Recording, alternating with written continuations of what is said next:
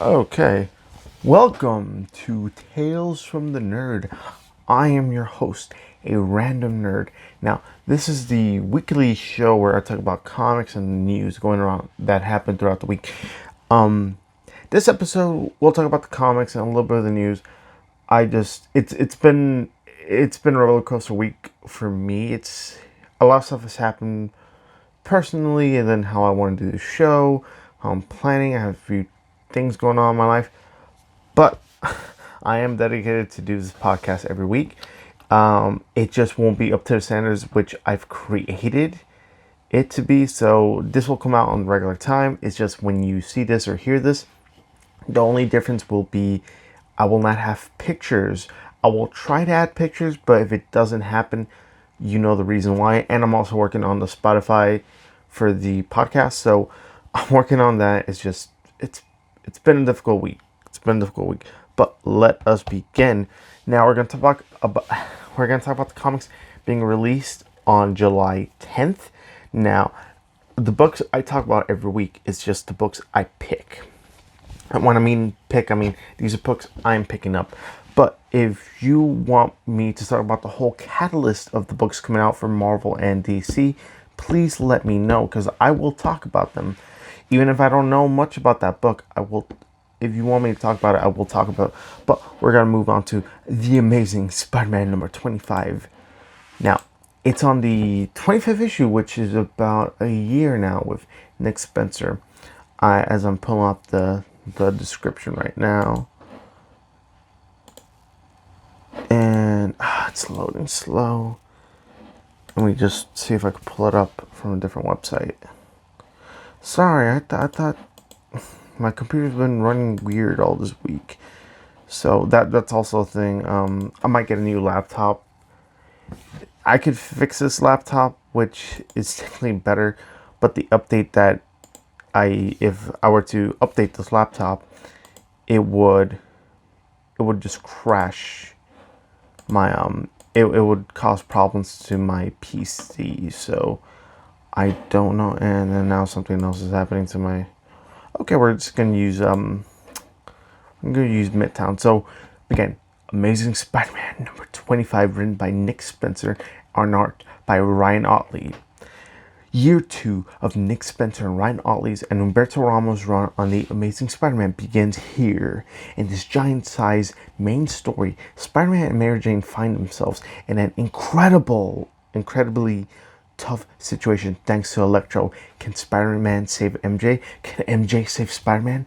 What is Mysterio cooking? What does it have to do with the bandaged villain who has been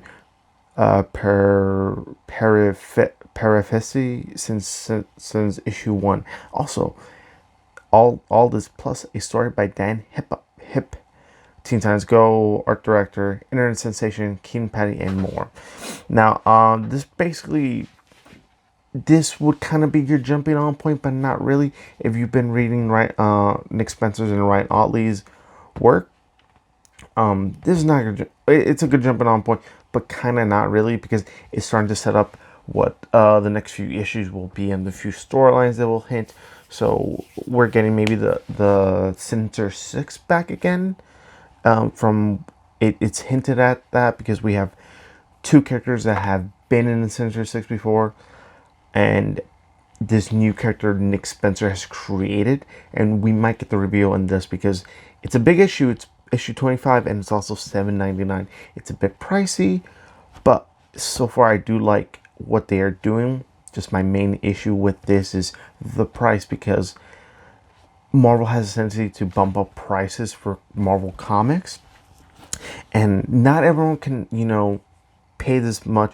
I bet it will have more pages, but that's my only concern with this book, is just they're charging up the wazoo. That's my only issue. But so far, what Nick Spencer and Ryan Ottley have done with the book, it's really good. I highly recommend.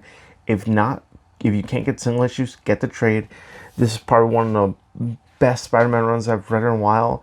That's not written by Dan Slott. Dan Slott did an okay run from what I've read. I read most of Dan Slott's run, and it was pretty good in the beginning. Then it just wasn't as good. It had a good outing, in my opinion, but somewhere around in the middle, Dan Slott's writing didn't go well for me. But I do love Dan Slott as a writer. He's doing good in Tony Stark Iron Man. He's also doing a pretty good job in Fantastic Four. So that's the book for that. But yeah, I'm going to get this set up actually properly. Let's go to DC. Okay, so Amazing Spider-Man. I love Amazing Spider-Man. The writing is good always, and also with this, it's with any Spider-Man book, there's a ton of variants. That's another issue with Marvel. Variant is for Marvel, it's variant galore. Variant covers is basically a different cover by a different artist that they will sell for a different price, depending on what the cover is. Sometimes it's the regular $3.99, or it could be almost up to $150, depending on who does the art. So I know sometimes Alex Ross does the art, so for some covers, and they'll charge up a little bit more or a little bit less, depends.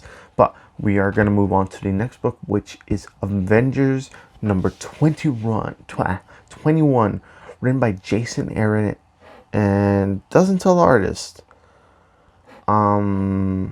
It doesn't tell the artist, which is weird, because it should tell the artist. I don't like it when they don't tell the artist. And the other website I use that tells me the artist isn't working. So basically written by Jason Aaron, and the main cover for this is Stefano Caselli. Looks pretty good cover. The war is over, and Earth's mightiest heroes are looking to celebrate. That's right, there's a party at Avengers Mountain. But who has invited the Squadron Supreme of America? So basically, the Squadron Supreme were set up back in issue 19, if I remember. No, issue 18 of War of the Realms. That was the first War of the Realms Avengers tie-in. And basically, we're going to get that story arc. Also, we're going to get a story arc with Ghost Rider. So if this is kind of your jumping on point, if you don't want to read, you technically don't have to read any of the Avengers run. You could pick up this book and say, okay, I could get on this. If I want to know more about this run, I could pick up the trade. Basically, it doesn't have to do anything with War of the Realms. It will spoil War of the Realms for you, but it's picking up a new story. And also, who doesn't like a good party? Come on. All right. We're going to move on to the next book. Oh, now it's working. Well, that's all good. That's all good stuff. Okay. So if this fails, I got the other website running. Yeah, we're going to move on to the next book. Batman and the Outsiders, issue number 3, which I recently found out it's not a miniseries, because originally when I was picking up the book, I thought it was a miniseries, but apparently they're bumping up to a regular series, which is okay. I thought they were just going to make a mini, but not. But Batman and the Outsiders, number 3, written by Brian Hill and art by Dexter Soy. In the first encounter with the powerful maniac who's pursuing runaway metahuman Sofia Barrera, Black Lightning and the Outsiders were absolutely humbled. Does everyone on this team have what it takes, or did Batman make a catastrophic mistake when he entrusted them with Sophia's life? Plus, ousted from power, stripped of wealth, Ra's al Ghul is a broken man, but Lex Luthor has a plan for how the Outsiders could be Raz's new League of Assassins. Now, so basically this book is just Batman can't lead the team, so he's created this mini team that will do like other country missions, or they will do mini missions that he can't do, or he can't send to Justice League. So it's kind of his Black Ops special team. So I do enjoy the book, but it's kind of weird because this book was supposed to come out much earlier, but then they got pushed back. So I really don't know where this aligns in DC continuity. I mean, it's set in the main DC continuity, but it doesn't, Batman's doing this, but this character's here, this character's here. But the book is pretty enjoyable. You can still find issue 1 and 2. This is kind of your last jumping on point. If not, you have to wait for the storyline. And I think this might be the end of the storyline. Let me check it out. Nope, it's still going on. So yeah, this is kind of your last chance to jump on. But okay, it's a mouthful, to be honest. I know I like to talk. Well, I don't like talking a lot. This is kind of odd for me to keep talking, but yeah, I'm gonna move on to the next book. I'm just setting up this this website really quick. Okay, there we go. Yeah, we're gonna move on to the next book, and I'm looking for the book right now. Now we're gonna go to. Oh, okay. So, yeah, they need to change this cover. Midtown has a wrong cover.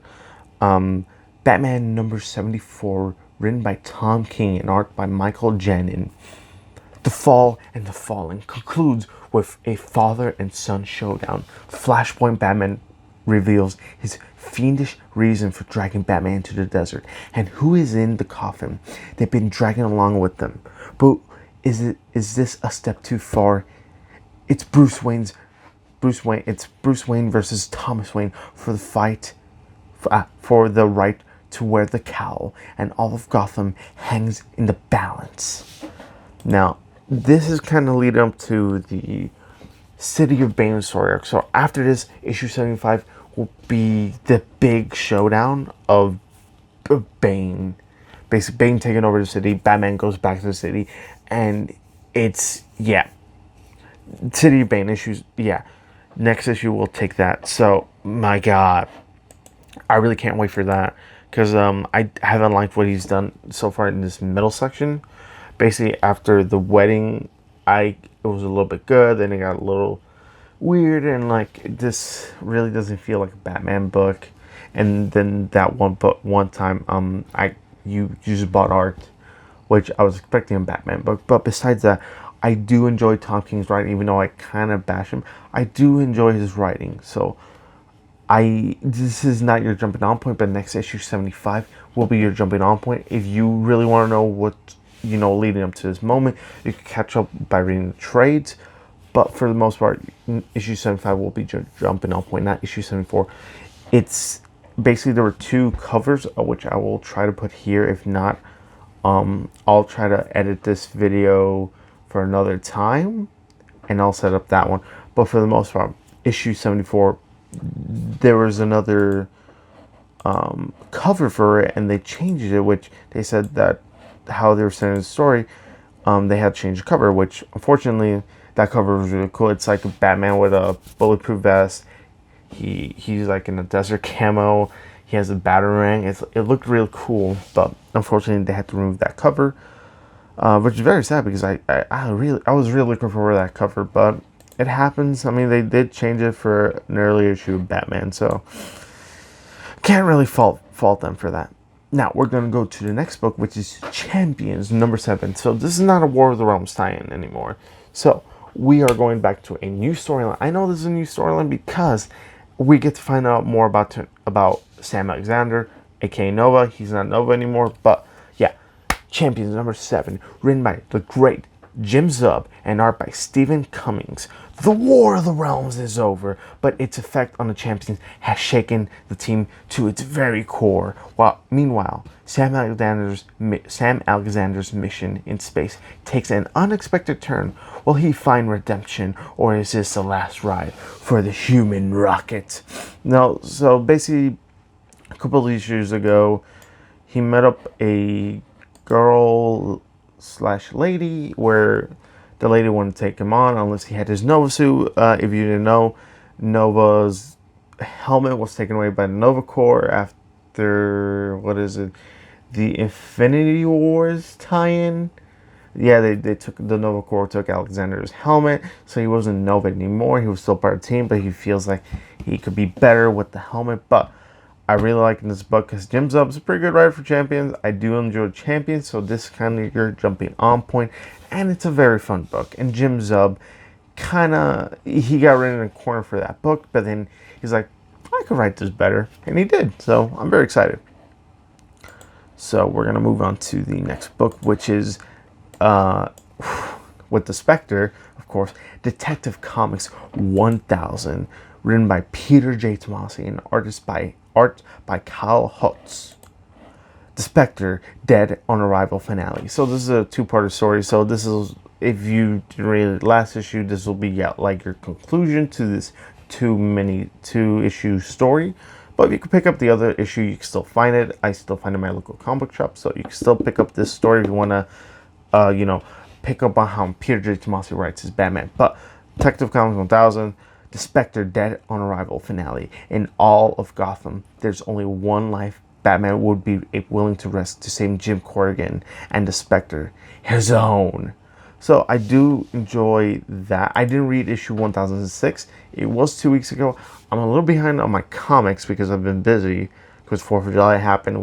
I had family over, and I've been cleaning. I've been cleaning. I've been going out. So I had to dedicate a whole day to reading comics. So that's the thing about having life and then reading comics.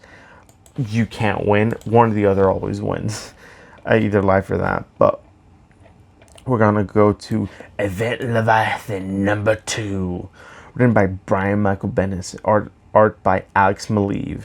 This is issue 2. So, the detectives. Event Leviathan, the new miniseries by award-winning team writer Brian Michael Bendis and artist by Alex Maleev continues as the mystery of Leviathan continues to rock the very foundation of the DC universe. The world's greatest detectives gather for the first time anywhere to solve the mystery before it's too late.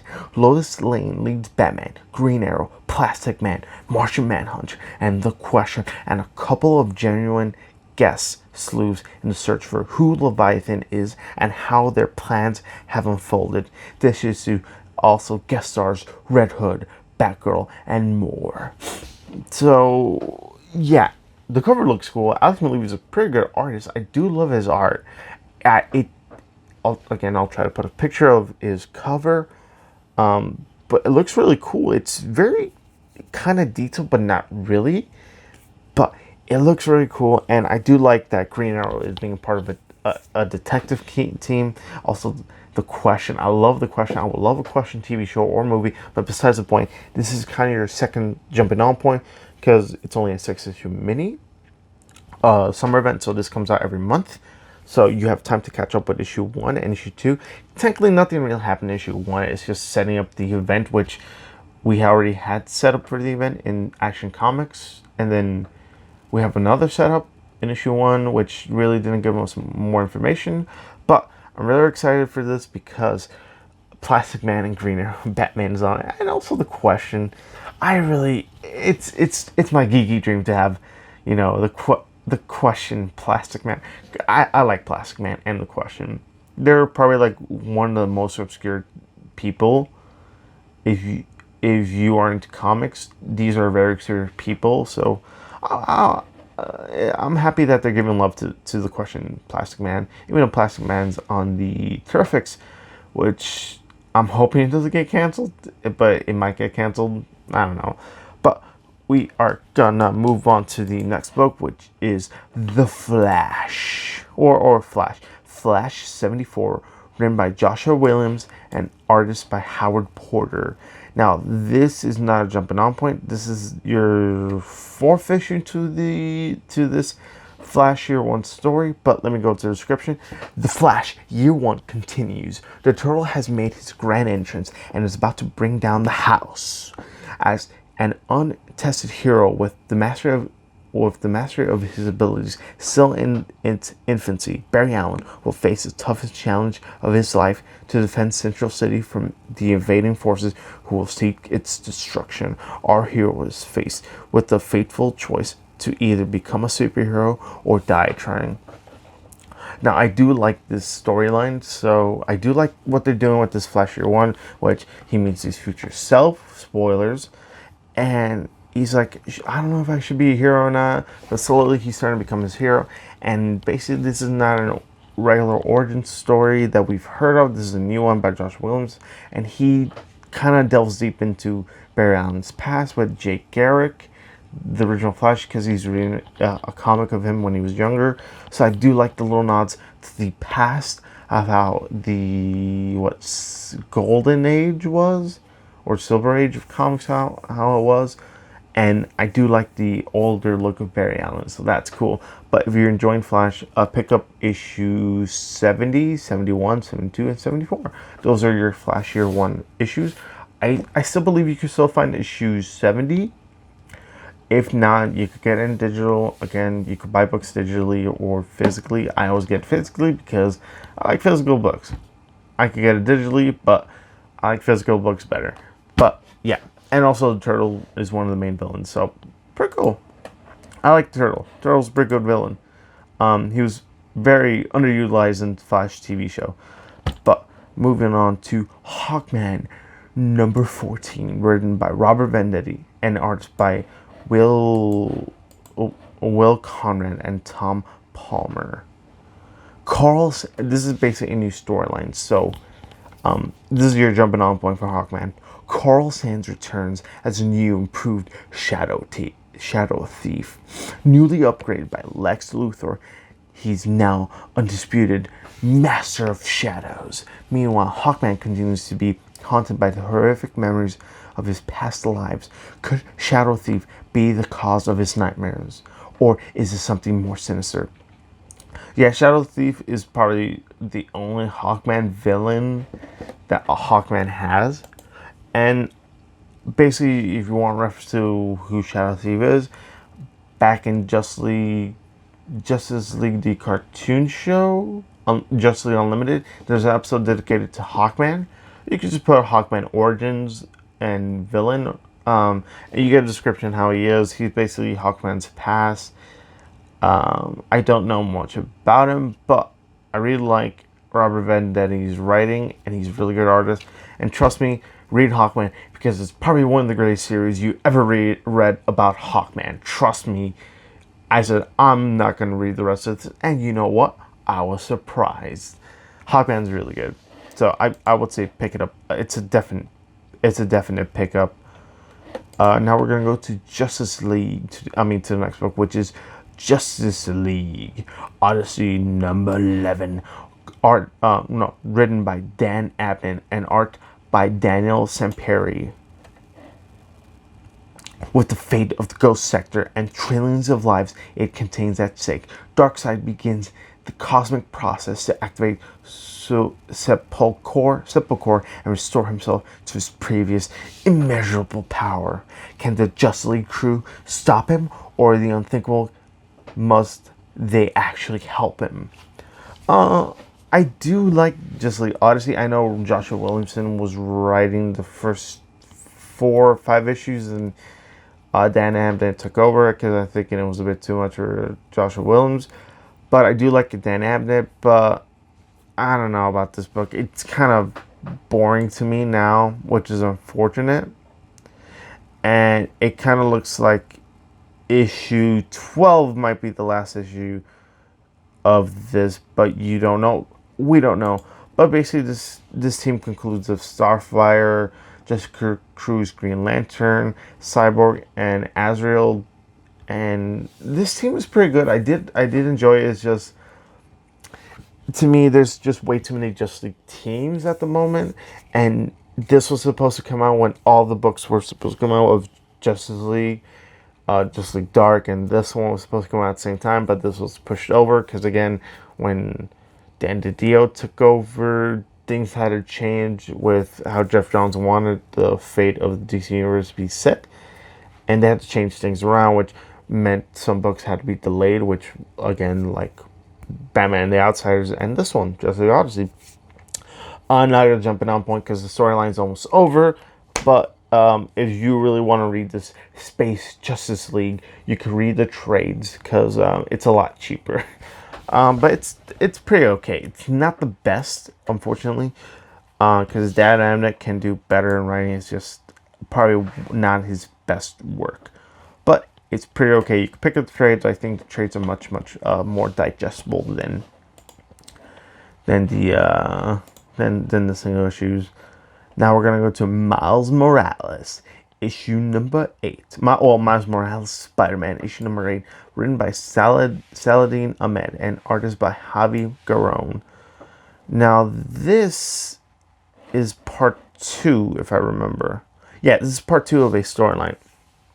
So, Miles Morales has been taken, grabbed from the streets by an unknown assailant, bound, tested, and observed like a bug under glass. Who is responsible, and how far will they push Miles to protect his friends and family? Don't miss. Don't Oh my god! Don't miss this horrifying new chapter in Miles' life as his rogues gallery continues to grow. So I do like what Saladin Ahmed has done with Miles Morales. He's given him, he's more similar to his Spider-Verse counterpart, and it does deal with Miles' life a little bit more, which I do like seeing that, because the main problem with how people have written Miles is they do more of Spider-Man, but not his life enough. And I think Saladin Ahmed has done a good middle ground of, showing off Spider-Man and showing off Miles' life. So, again, this is your jumping on point. If not, issue 7 is your proper jumping on point, but issue 8 is really, you're catching on. So get issue 7 and 8. Trust me, this story is really good. This is a really good story. So I really recommend it. And the cover is beautiful, by the way. And now we're going to move on to the next book, which I'm looking for, which is Secret Warp's Weapon Hex Annual. And it's written by Al Ewing and Tim Seeley, and art by Carlos Villa and Bob Quinn. Now, this is Secret Warps Part 2, Inferno Attacks. Weapon Hex and Speed Weasel join the fight for Warp World as forces of hell invade the streets of New York City, plus a bonus tale of the spellbinding sister taking down a ferocious fury femme. Now, basically, these are, Secret Warps is having like a 5-issue mini, which are annuals, which will all connect together as make it one full story, because this is part 2 of Secret Warps. Now, Secret Warps, if you don't know, if you read the Infinity Warps tie-ins, basically these are basically stories of 2 characters got mushed together, like Doctor Strange and Captain America, Iron Man and Thor were mixed together, Scarlet Witch and Wolverine, the Laura Kinney version, were mixed together. Moon Knight and Spider-Man were mixed together. So these are just continuing the storyline, because originally we were never going to get more info about this, but then it said, people enjoyed this, and then we're going to, give a proper conclusion without, giving another massive tie-in. So, not a good jumping off point, because you kind of have to read Secret Warps to understand, like, what's going on, like, who are these characters. These are really kind of new characters, but not really. These are just kind of amalgamations or combinations of 2 characters in one. Not a jumping on point, but it's something I do like. I did like those mini series, because they're like 2 issues, so it was just, you kind of know the origin of each hero and just kind of mix them together. That's pretty much it. But we're gonna go to the next book, which is Superman number 13. Written by Brian Michael Bendis and art by Joe Padro and Ivan Reis.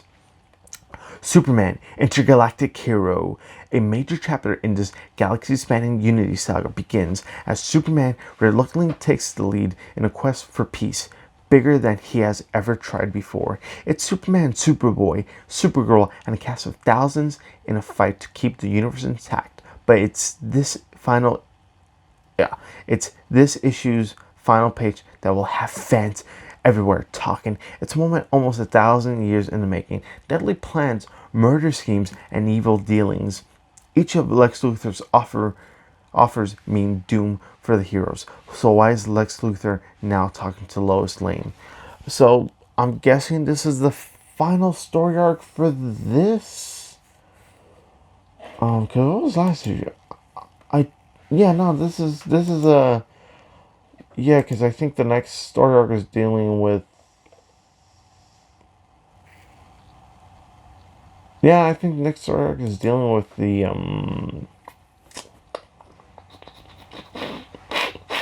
the Legion of Superheroes. Sorry for the weird laws. Again, Superman's okay.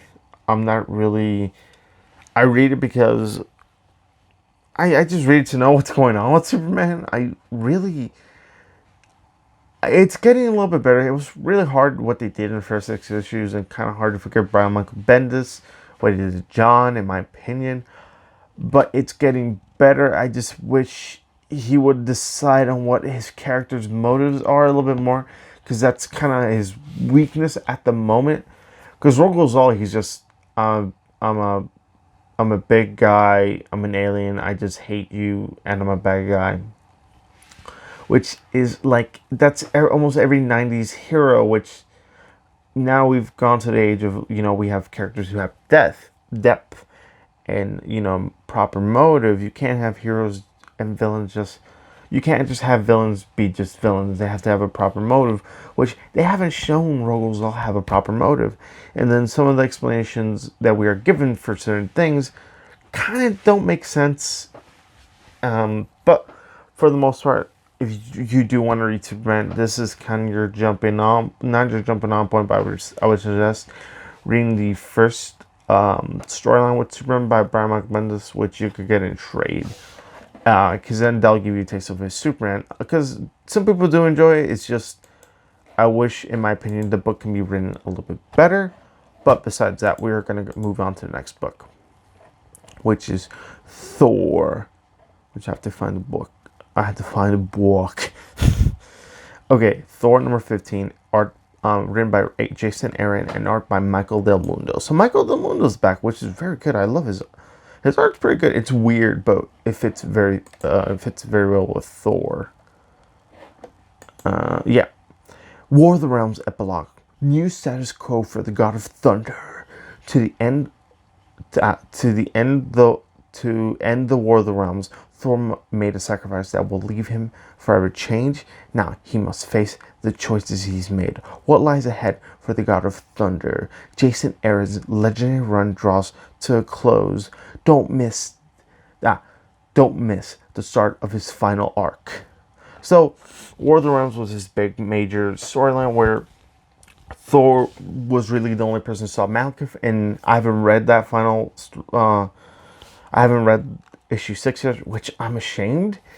But I'm like, I really don't want that event to end, but I know it has to end because things have to change for Thor. Because he has to be set back up to how Thor was, which Jason Aaron said a while back that Thor was going to go back to who he was. This change is not forever.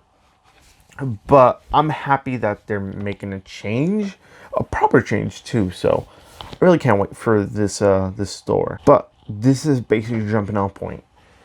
If you really don't want to read anything War of the Realms related, this is your jumping on point, because again, you skip War of the Realms. This is a new Thor. And I think, what they're going to set up is going to be... I'm really hoping it's going to be interesting, because Jason Aaron has been writing Thor for over 5 years. So I'm really excited what he's going to do next. I'm really excited. Plus, Jason Aaron is a very good guy, in my opinion. A lot of people give him flack for his Thor series. I'm like... Thor was pretty boring for a while. He wasn't doing too much. This kind of gave him a chance to do more, in my opinion. So, for all the people that were giving him crap, come on. He changed something. Again, you can't please everyone. Like I said, you can't please everyone. But I think Jason Aaron's run so far has been pretty good. But besides that, let's move on to the next book, which is Venom number 16, written by Donny Cates, which I'm happy he is back, because you could tell there's a different quality there's a different writing quality when he's not around. But art by Juan Gedeon.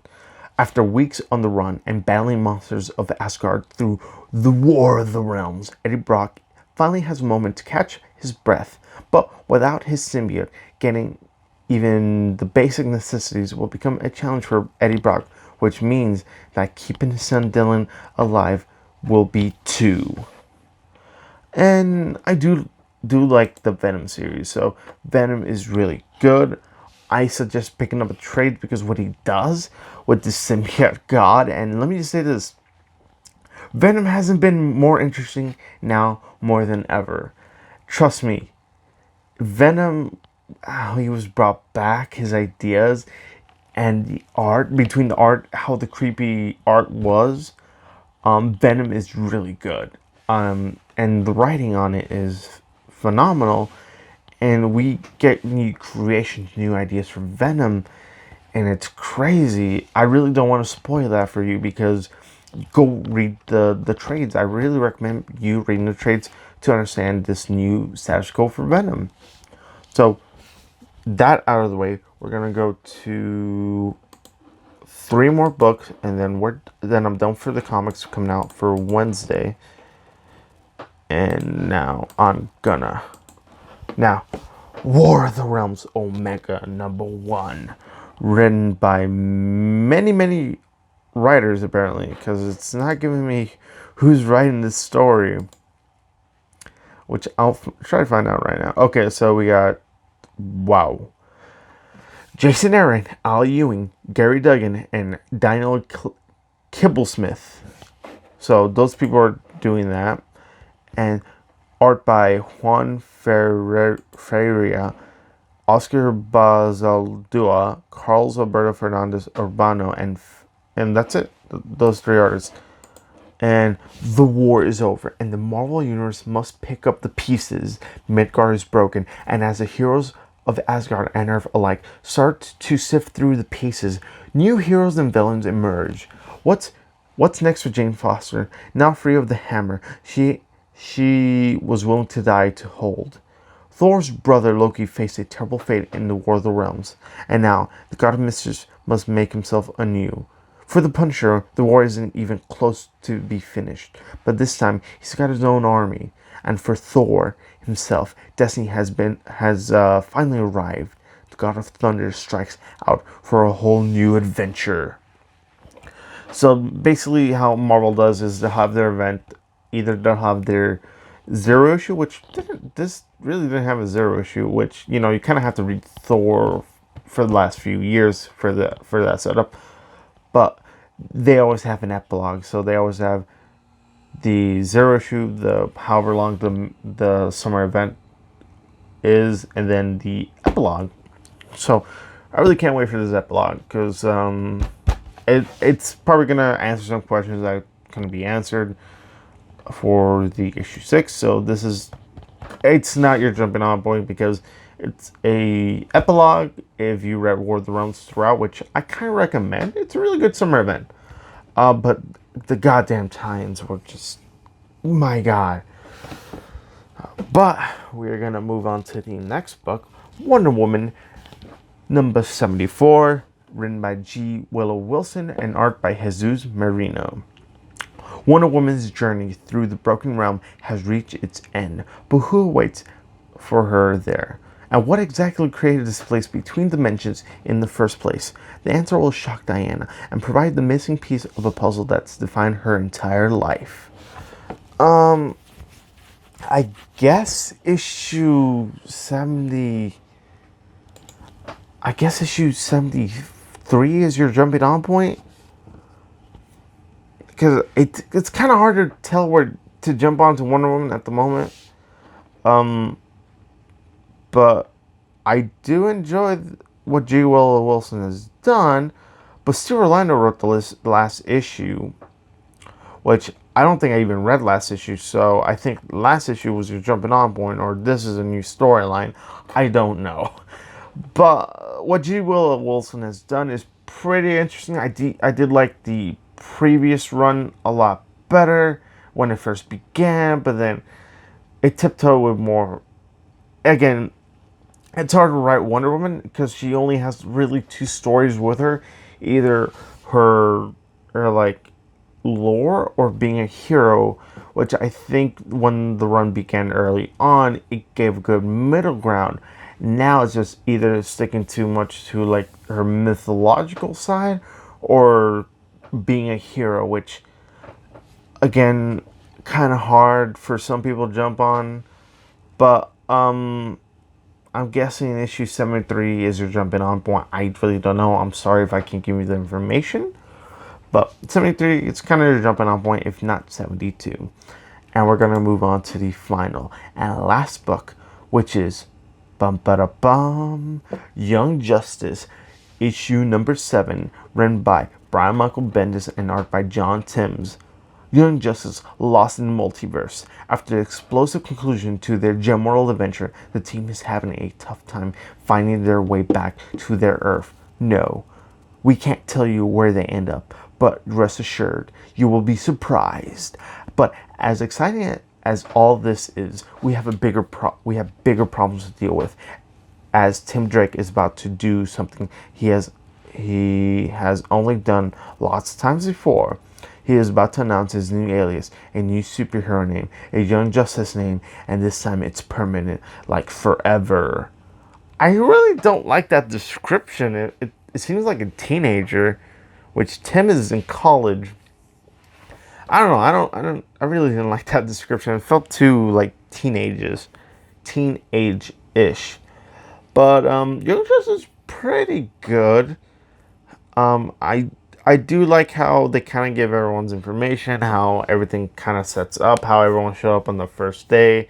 Like, oh, I was doing this and this and this, and then Tim was like, oh no, I was doing this already, and then I was doing this and this and this, and oh, friends, help, team form, Superboy, you're here, and yeah, it's pretty good. This is your jumping on point. Issue 7 is your really kind of good jumping on point, because you don't have to read Gemworld. Gemworld's basically, oh, we're gonna set up the team already here, and you really kind of don't need this. But that's really all the books I have for this week. I hope. Tell me, which books are you excited for? I'm really excited for The Amazing Spider-Man number 25, and kind of. I'm really excited. What other DC book do we have? I really want to give one for each. Because I really don't like giving one or the other. Wait, Catwoman was this week as well. How did I forget Catwoman? Oh. Oh, okay, I forgot Catwoman, sorry. I forgot one book, actually. Catwoman number 13. Things written by Jolie Jones and art by Fernando Blanco and art by Hugo Petrus. Okay, this is the last book. I forgot Catwoman number 13, apparently. Things have come to a head for Selena Kyle in Villa Hermosa. Between taking care of her sister and contending with all the crooks who cross her path looking to give her some bad luck, it's enough to make a Catwoman go bad herself. So maybe she will. Come now, Selena. Still playing the hero. Stop pretending you're something you're not. It's Lex Luthor's words versus Catwoman's will in this chapter of The Offer. So this is kind of your jumping on point. So what was last issue? Sorry. Yeah, kind of this technically is your jumping on point. But yeah, this is... Yeah, I'm guessing this is your jumping on point. I really don't know. I'm sorry. I'm not being informed. When I fall behind, I really fall behind on being informed. But we're gonna move on to, that was the final book, which I forgot. Catwoman. Oh my god. But yeah, I'm just gonna talk a few things, and really that's about it. I'm really tired, so. Unfortunately, I'll try my best, but we're gonna power through, and then we're gonna talk.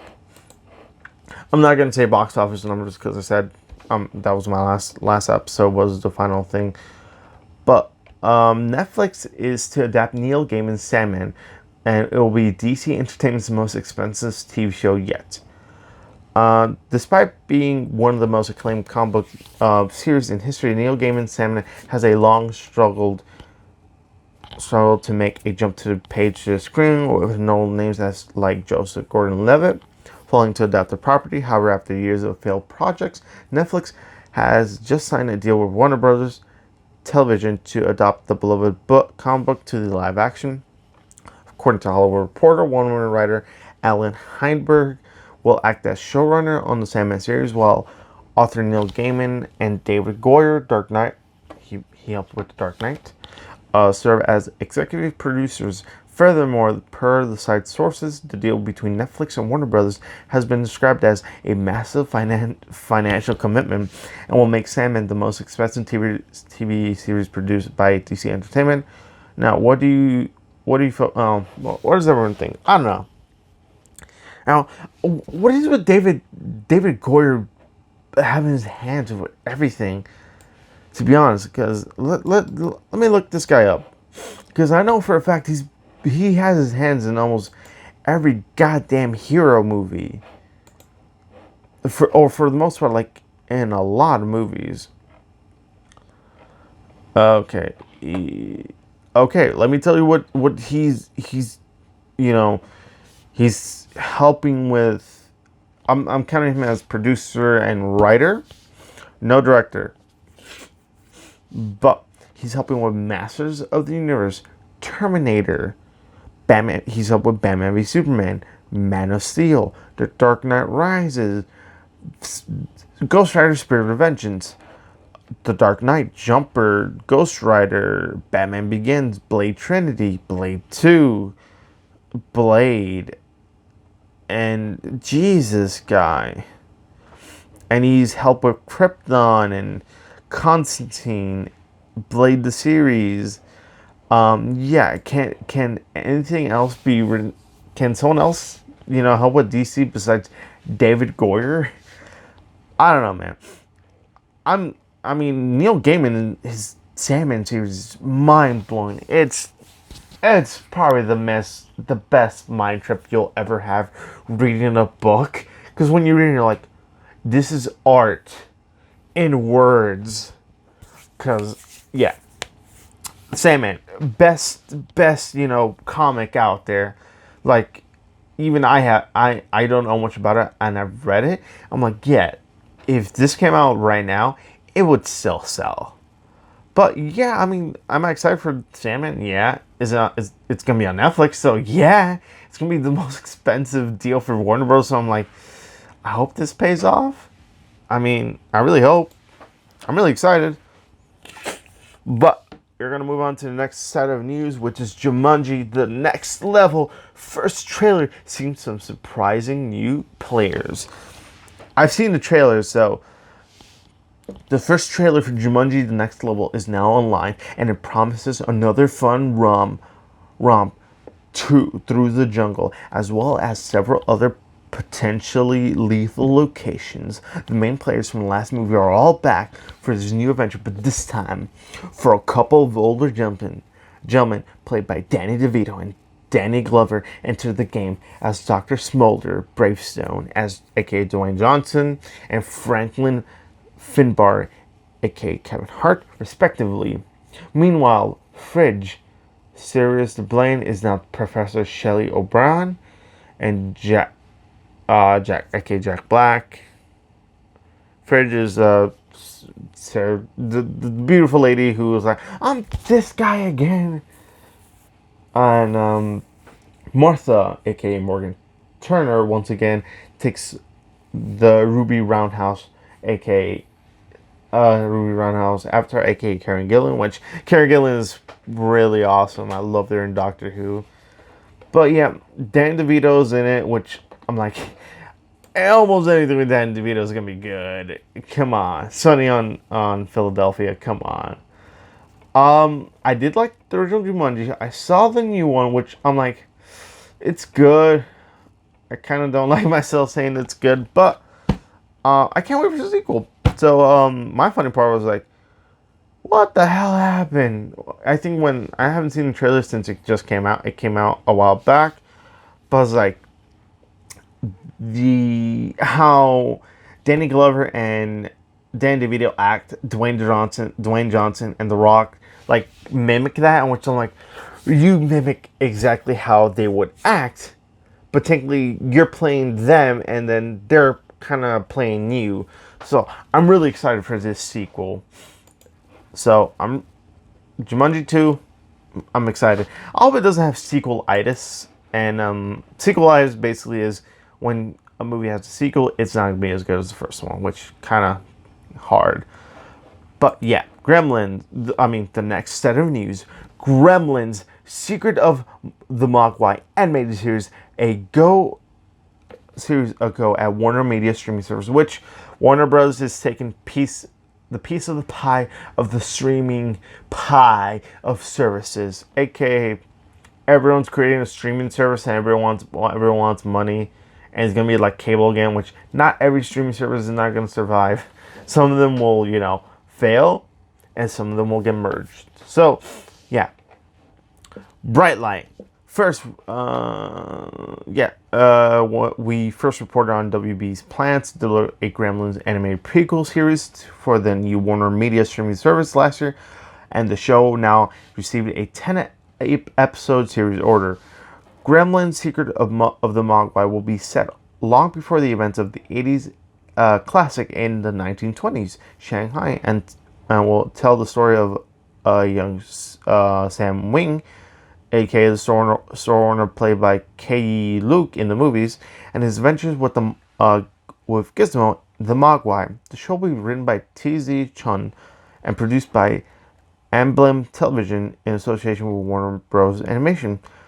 And there's key art to it, which I do like it. I mean, I like the idea. We haven't had anything with Gremlins, and Gremlins is I think doing an animated show would be good. Now, will people go to the streaming service? I don't know. That's a hard sell.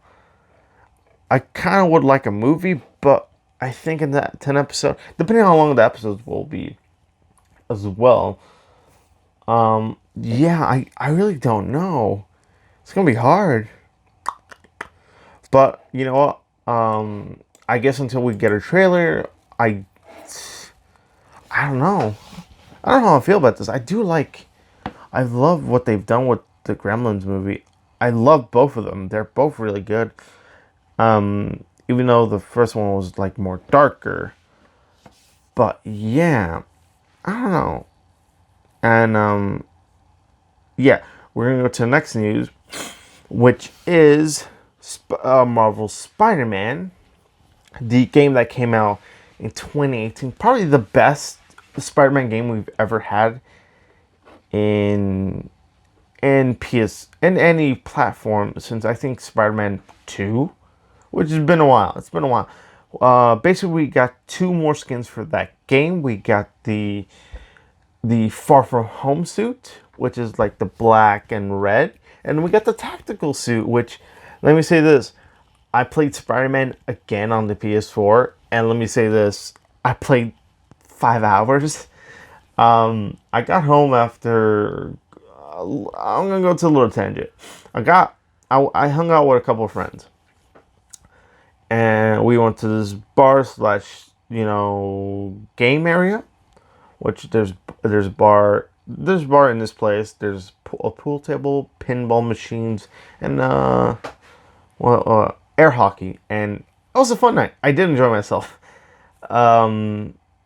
And what the hell was I going to say? After a long night, because I was there probably till 10, I got home around 11.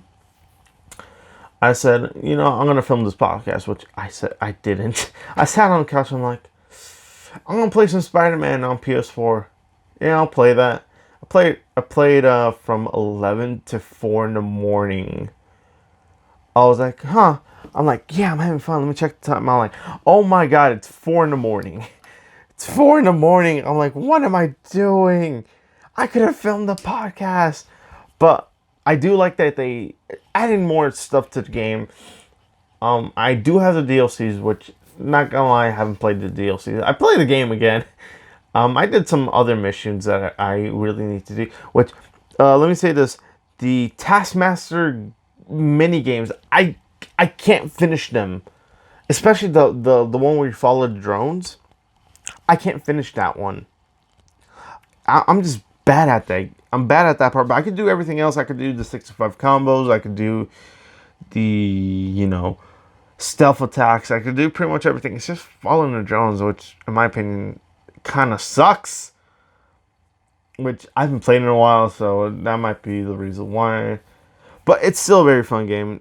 One time I did lose myself while buying an airline tickets to Guatemala. I lost 6 hours just, whip, thwip, just swinging around, sitting like, yeah, yeah. But yeah, that's a tangent. I had fun. The game's fun. Get the game if you haven't got the game. Oh man, let me say this: you could play. You got tons of suits. You got the Sam Raimi suit. You got the Spider-Man with the paper bag. You got Ghost Spider. You got tons of skins. I'm not gonna put every skin on a picture. I'm just gonna put the Team U skins. But it's a fantastic game. I enjoy the game. More of a tangent. Here's the thing, I'm stupid. I didn't pre-order the special Spider-Man PS4 bundle, which, had the red PS4 with the white Spider-Man logo. Kind of pissed I didn't pre-order, but I did buy a PS4 with the game. And you know what? Best $400 I spent. I know it's a little bit more than $400, but I'm like, it's a good investment. I'm like, I felt happy about the game. We're gonna move on to the next set of news, and while I was recording this, my PC crashed. So all that story, it was just a good way to that tangent was helpful. But we're gonna go talk a few more things, and then I'll call it a night for me. The Mulan trailer came out, and let me say this: it looks really good. Like every other Disney trailer, it looks good. I do like the cast that they've had. I don't know any of the actors, which I'm waiting for the PCs to load up. But you do get a lot of side comparisons to the animated movie. I do like they added. I like that they didn't whitewash it. Because in certain movies they'll change a character's race. They'll change a character's race, which this person was this, but now this person is this, which, again, you can't appease everyone, and then you also you gotta understand from a marketing and company standpoint, you have to follow where the money is, which China, has strict policies, and also North Korea and South Korea. I don't want to get too political. Not South Korea, but North Korea, yeah, definitely. And China, yeah. But the Mulan, it's coming out, if I believe, which I can't look up here because I have a timer here as well. I'm waiting for this to load. I guess we'll be back. I don't know. I'm waiting for this to load. It's not working. What time is it? Yeah, I'm just gonna turn it off. Then I'll just see about this Mulan when the movie's coming out. So this I'm looking it up right now, Mulan, because I can't look it up here because I'm having PC issues. And no, it's coming out 2020. It's coming out. Yeah, it's March 27th, 2020. So I was right about the March date in my head. Louis Yifei as Huai Mulan. She will play the main character. Donnie Yen as Commander Tong. Jason Scott Lee as Bori Khan. Jasun An as Chen Honghui. Gong Li as Xiang Liang. Jet Li as the Emperor. Oh wow, I haven't seen Jet Li in a long time, so I'm really excited now. And Ron Yuang as Sergeant Qiang. Tizai Mai as Huai Zhao. Rosalind Chow as Huai Li. And Zana Tang as Hua Zui. Jimmy Wong as Ling. Dua Moa as Po. Chen Tang as Yao. And Utkarsh Ambudakar as Sketch. And Chum. It has a long cast, not gonna lie. There's a lot of cast. But, yeah, I like the trailer. Let me see. I want to see who, if I've seen this actress in any other movie. I might have. Again, there's a lot of actors I do follow on social media, and I do keep an eye on like what movies they come out with. I'm just looking at her biography. Yeah, I haven't seen any of these, but if she got casted by Disney and in this Mulan movie, more power to her. More power to people, to other races who get cast in big movies. So really excited for that movie. And you know what? After the big Rick and Morty Szechuan sauce, I think Disney is like, people like this. Start casting the movie. But yeah.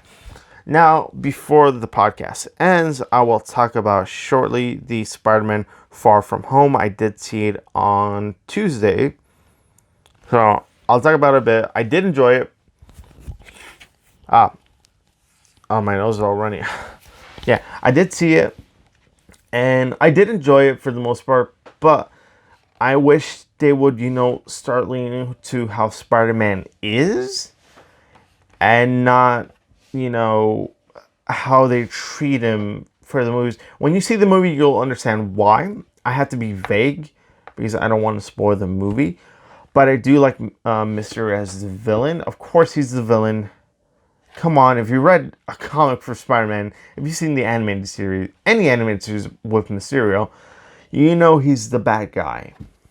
Which I think a lot of people kind of, yeah, he's the bad guy. They do reveal there's some nice Easter eggs and also some nice teasers. Also some mind-blowing things they do at the end of the film.